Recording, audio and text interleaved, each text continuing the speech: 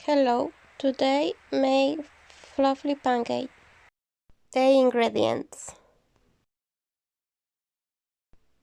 First, you need to pay attention to cracking eggs. Why?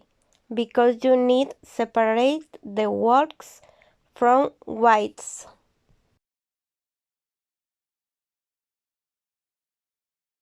Which the eggs whites and add the sugar a little at a time.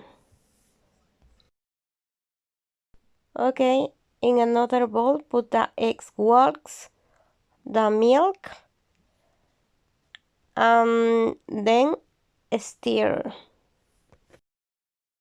Sift the oat flour and keep stirring to a thick batter.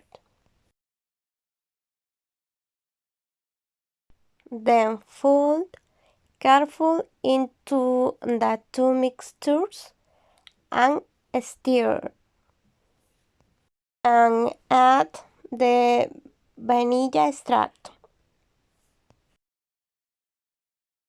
Heat a non-stick pan over a medium heat and put oil. Okay, then pour enough butter to make a pancake. Cook for a minute until bubbles begin to pop on the surface. And careful, flip the pancake.